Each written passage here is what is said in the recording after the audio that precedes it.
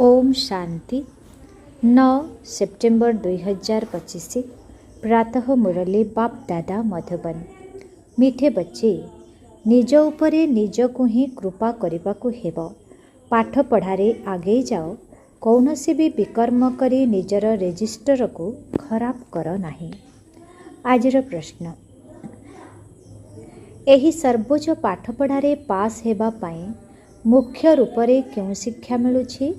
एही सर्वोच्च पाठ पढ़ारे पास हेबा पाई मुख्य रूपरे क्यों शिक्षा मिलुछि? एथिपाई क्यों कथा उपरे विशेष ध्यान देबा उचित? उत्तर, एही पाठ पढ़ारे पास हेबा पाई दृष्टि अत्यंत पवित्र हेबा दरकार। काहेकि ना एही आखि ही धोखा देउछि एवं एहा ही प्रथमे क्रिमिनाल अर्थात भिकारी हेउछि। शरीर को देखिबा द्वारा ही कर्मेंद्रिय रे चंचलता आसुछि। सेथिपाई आखि केबे हेले क्रिमिनाल न हेउ।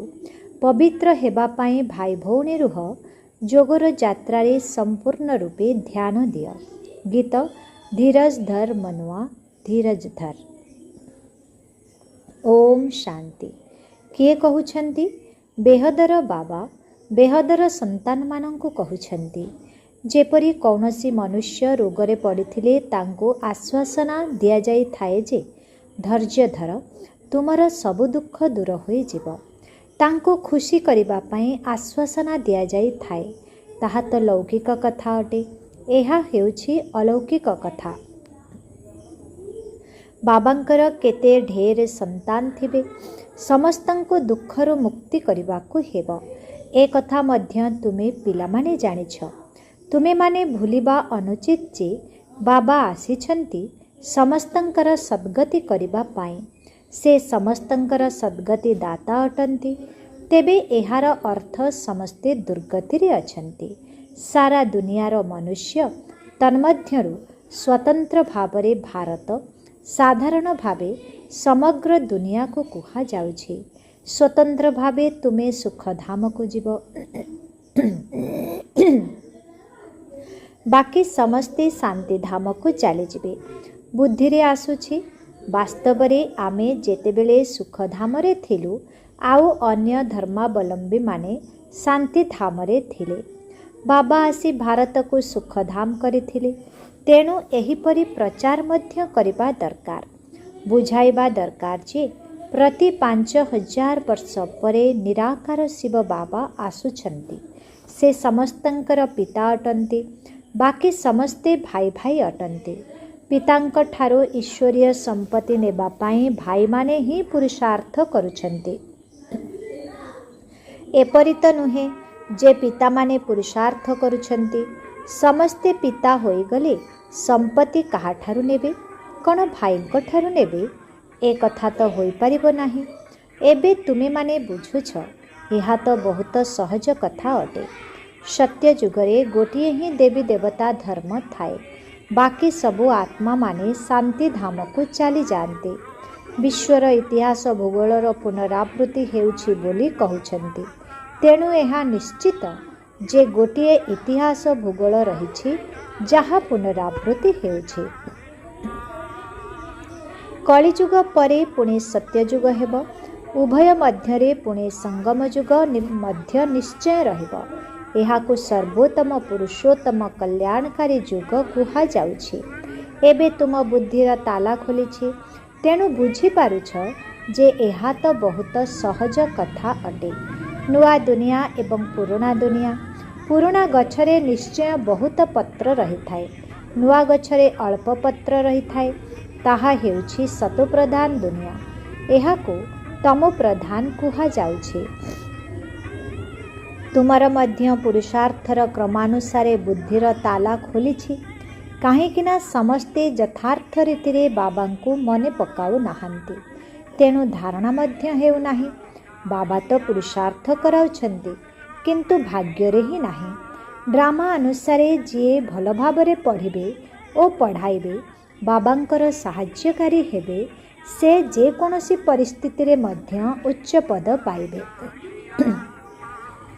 स्कूल रे छात्र माने मध्य जानी थांती जे आमे केते नंबर रे पास हेबु। तीव्र बेगी अधिक पुरुषार्थ करिथांते। ट्यूशन पाई टीचर रखिथांते। जेपरी हेले भी पास हेबु। एठारे मध्य बहुत आगेइबाकु हेबो। निज उपरे कृपा करिबाकु ही पड़िबो। बाबांकु जदि केही पचारंती एबे शरीर छाड़िले एही अवस्थारे की पद पाइबु, तेबे बाबा तुरंत बताई देबे। एहा तो बहुत सहज बुझिबार कथा अटे। हद परी बेहदर छात्र मध्य बुझी पारिबे। बुद्धि द्वारा बुझी पारिबे। आम द्वारा बारंबार एही भूल विकर्म हेउछि। रेजिस्टर खराब हेले फलाफल मध्य सेहीपरि बाहरिब। प्रत्येक निजर रेजिस्टर रखंतु। एपरि तो ड्रामा अनुसारे सबु निर्धार्य होई जाउछि। निजे मध्य बुझुछंती जे आमर रेजिस्टर बहुत खराब अटे। न बुझी पारिले बाबा कहिदेबे। स्कूल रे रेजिस्टर आदि रखा जाई थाए। ए कथा तो दुनिया रे काहाकु हेले जणा नाही। एहार नाम हेउछि गीता पाठशाला। वेद पाठशाला केबे कुहा जाए नाही। वेद उपनिषद ग्रंथ आदि काहार भी पाठशाला कुहा जीव नाही। पाठशाला रे लक्ष्य रहिछि आमे भविष्यतरे एहिपरि हेबु। केही बहुत वेदशास्त्र पढ़िले तांकु मध्य उपाधि मिली थाए। रोजगार मध्य होई थाए। केही केही तो बहुत रोजगार करिथांती, किंतु ताहा कौनसी अविनाशी रोजगार नुहे। साथिरे जीव नाही। यही सत्य रोजगार ही साथिरे जीव। बाकी सबु शेष होई जीव। तुमे पिला माने जानिछ जे आमे बहुत बहुत रोजगार करुछु। आमे विश्वर मालिक होई पारिबु। सूर्यवंशी राजवंश थिबारु पिला माने निश्चय सिंहासन उपरे बसिबे। एहा बहुत उच्च पद अटे। तुमे स्वप्नरे मध्य भाबी नथिल जे आमे पुरुषार्थ करी राजपद पाइबो। एहाकु राजयोग बोली कुहा जाउछि। जहा ताहा बारिस्टरी डाक्तरी जोग अटे। पाठपढ़ा एवं पाठ पढ़ाउथिबा शिक्षक माने रही थांती। एठारे मध्य एहा हेउछि सहज याद रे ही परिश्रम रहिछि। निजको देही अभिमानी बुझिबाकु पड़िबो। आत्मा रे ही संस्कार भरी थाए। अनेक आसी कहउछंती आमे तो शिव बाबांको पूजा करुथिलु, किंतु काहेकि पूजा करुथिले ए कथा जानि नाहंती। शिवंकु ही बाबा कहउछंती, आउ काहाकु बाबा कहिबे नाही। हनुमान गणेश प्रभृतिंकर पूजा करुछंती। ब्रह्मांकर पूजा हेउ नाही, जदिओ आजमेर रे मंदिर मध्य रहिछि। सेठाकार अल्प किछि ब्राह्मण पूजा करिथांती, बाकी गायन आदि किछि नाही। श्री कृष्ण लक्ष्मी नारायणंकर केते गायन रहिछि। ब्रह्मांकर नाम नाही, काहेकिना ब्रह्मा तो वर्तमान समय रे श्यामल अटंती। पुणी बाबा आसी एहांकु पोष्य करुछंती। एहा मध्य बहुत सहज कथा अटे। तेणु बाबा पिलामानंकु भिन्न भिन्न प्रकार रे बुझाउछंती। बुद्धि रे ए कथा रहुजे शिव बाबा आमको सुनाउछंती। से बापा टीचर गुरु मध्य अटंती। ज्ञानर सागर शिव बाबा आमको पढ़ाउछंती। एबे तुमे माने त्रिकालदर्शी होइछ। तुमको ज्ञानर तृतीय नेत्र मिलिछि। ए कथा मध्य तुमे बुझी पारिछ जे आत्मा अविनाशी अटे। आत्मा मानंकर पिता मध्य अविनाशी अटंती। ए कथा मध्य दुनिया रे केही हेले जानि नाहंती। से माने तो समस्ते डाकुछंती, बाबा आमको पतितरु पवित्र कराओ। एपरि कहु नाहंती जे आसी विश्वर इतिहास भूगोल सुनाओ। एहा तो बाबा निजे आसी सुनाउछंती। पतितरु पवित्र, पुणी पवित्ररु पतित किपरि हेउछ, इतिहासर किपरि पुनरावृत्ति हेब, ए कथा मध्य बताउछंती। 84 जन्मर चक्र अटे। आमे पतित काहेकि होइछु, पुणी पवित्र होई केउठाकु जिबाकु चाहुछु। मनुष्य माने तो सन्यासी मानंक पाखकु जाई कहउछंती मनर शांति किपरि हेब।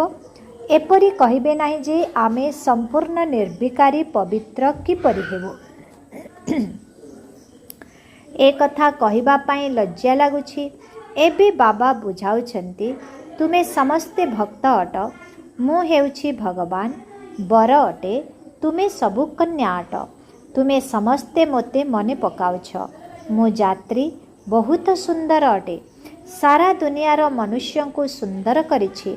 ସ୍ୱର୍ଗ ହିଁ ବିଶ୍ୱର ଆଶ୍ଚର୍ଯ୍ୟ ଅଟେ। ସଂସାରରେ ସପ୍ତାଶ୍ଚର୍ଯ୍ୟ ଗଣାଯାଉଛି, ସେଠାରେ ତ ବିଶ୍ୱର ଆଶ୍ଚର୍ଯ୍ୟ ଏକମାତ୍ର ସ୍ୱର୍ଗ ହିଁ ହେବ।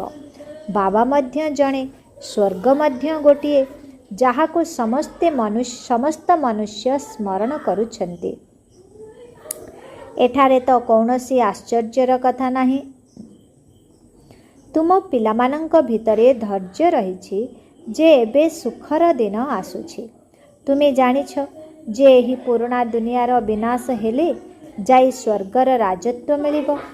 ଏବେ ରାଜତ୍ୱ ସ୍ଥାପନ ହେଉନାହିଁ। ହଁ, ପ୍ରଜା ତିଆରି ହେଉଛନ୍ତି।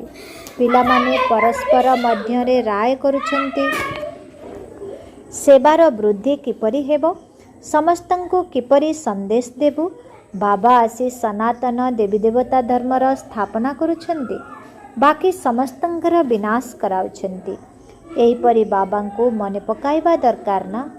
ଯେଉଁ ବାବା ଆମକୁ ରାଜତିଳକର ହକଦାର କରାଇ ବାକି ସମସ୍ତଙ୍କର ବିନାଶ କରାଇ ଦେଉଛନ୍ତି। ପ୍ରାକୃତିକ ବିପର୍ଯ୍ୟୟ ମଧ୍ୟ ଡ୍ରାମାରେ ନିର୍ଦ୍ଧାର୍ଯ୍ୟ ରହିଛି। ଏହା ବିନା ଦୁନିଆର ବିନାଶ ହୋଇପାରିବ ନାହିଁ। ବାବା କହୁଛନ୍ତି, ଏବେ ତୁମର ପରୀକ୍ଷା ସମୟ ବହୁତ ପାଖେଇ ଆସିଲାଣି। ମୃତ୍ୟୁ ଲୋକରୁ ଅମର ଲୋକକୁ ପରିବର୍ତ୍ତିତ ହେବାକୁ ପଡ଼ିବ। ଯେତେ ଭଲ ଭାବରେ ପଢ଼ାଇବ ସେତେ ଉଚ୍ଚ ପଦ ପାଇବ। କାହିଁକି ନା ନିଜର ପ୍ରଜା ତିଆରି କରୁଛ। ପୁରୁଷାର୍ଥ କରି ସମସ୍ତଙ୍କର କଲ୍ୟାଣ କରିବା ଉଚିତ। ଚ୍ୟାରିଟି ବିଗିନ୍ସ ଏଟ୍ ହୋମ୍, ଅର୍ଥାତ୍ ଦାନ ପୁଣ୍ୟ ନିଜ ଘରୁ ଆରମ୍ଭ କରାଯାଇଥାଏ। ଏହା ହିଁ ନିୟମ ରହିଛି। ପ୍ରଥମେ ମିତ୍ର ସମ୍ବନ୍ଧୀ ବଂଶାବଳୀ ଆଦି ହିଁ ଆସିବେ, ପଛରେ ଜନସାଧାରଣ ଆସିବେ।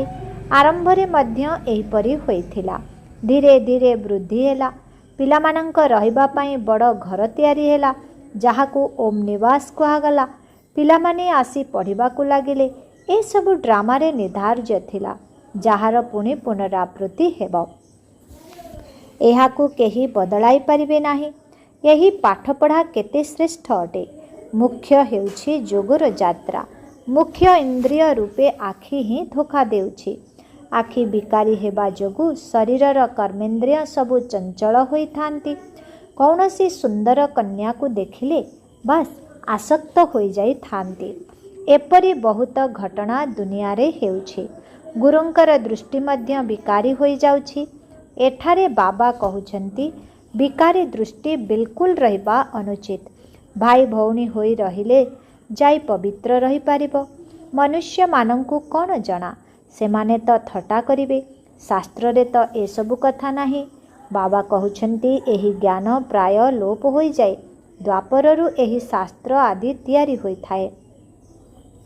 ଏବେ ବାବା ମୁଖ୍ୟ କଥା କହୁଛନ୍ତି ଯେ ଅଲଫଙ୍କୁ ସ୍ମରଣ କର, ତେବେ ବିକର୍ମ ବିନାଶ ହୋଇଯିବ। ନିଜକୁ ଆତ୍ମା ବୋଲି ଭାବ। ତୁମେ 84 ଜନ୍ମର ଚକ୍ର ଲଗାଇ ଆସିଛ। ଏବେ ପୁନର୍ବାର ତୁମର ଆତ୍ମା ଦେବତା ହେବାକୁ ଯାଉଛି। ଛୋଟ ଆତ୍ମାରେ 84 ଜନ୍ମର ଅବିନାଶୀ ଅଭିନୟ ଭରି ହୋଇ ରହିଛି। ଆଶ୍ଚର୍ଯ୍ୟ ଅଟେ ନା? ଏହିପରି ଆଶ୍ଚର୍ଯ୍ୟ କଥା ସବୁ ବାବା ହିଁ ଆସି ବୁଝାଉଛନ୍ତି। କାହାର 84 ଜନ୍ମର, କାହାର 50-60 ଜନ୍ମର ଅଭିନୟ ରହିଛି। ପରମ ପିତା ପରମାତ୍ମାଙ୍କୁ ମଧ୍ୟ ଅଭିନୟ ମିଳିଛି। ଡ୍ରାମା ଅନୁସାରେ ଏହା ଅନାଦି ଅବିନାଶୀ ନାଟକ ଅଟେ। ଆରମ୍ଭ କେବେ ହେଲା, କେବେ ବନ୍ଦ ହେବ, ଏ କଥା କେହି କହିପାରିବେ ନାହିଁ। କାହିଁକି ନା ଏହା ହେଉଛି ଅନାଦି ଅବିନାଶୀ ଡ୍ରାମା। ଏ କଥା କେହି ହେଲେ ଜାଣିନାହାନ୍ତି।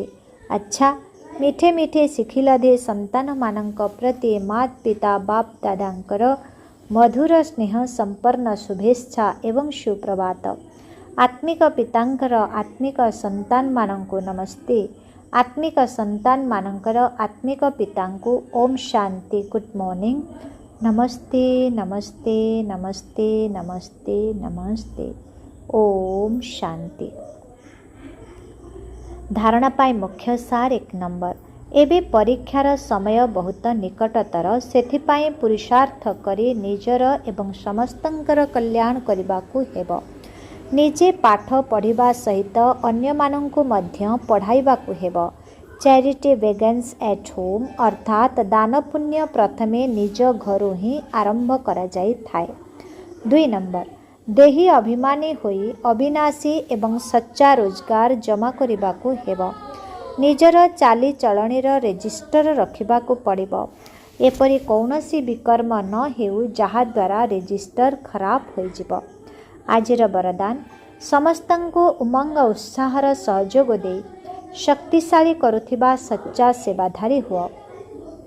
ସମସ୍ତଙ୍କୁ ଉମଙ୍ଗ ଉତ୍ସାହର ସହଯୋଗ ଦେଇ ଶକ୍ତିଶାଳୀ କରୁଥିବା ସଚ୍ଚା ସେବାଧାରୀ ହୁଅ। ସେବାଧାରୀ ଅର୍ଥାତ୍ ସମସ୍ତଙ୍କୁ ଉମଙ୍ଗ ଉତ୍ସାହର ସହଯୋଗ ଦେଇ ଶକ୍ତିଶାଳୀ କରୁଥିବା ଆତ୍ମା। ଏବେ ସମୟ କମ୍ ଅଛି, କିନ୍ତୁ ଅଧିକରୁ ଅଧିକ ଆତ୍ମାମାନଙ୍କୁ ଆସିବାର ଅଛି।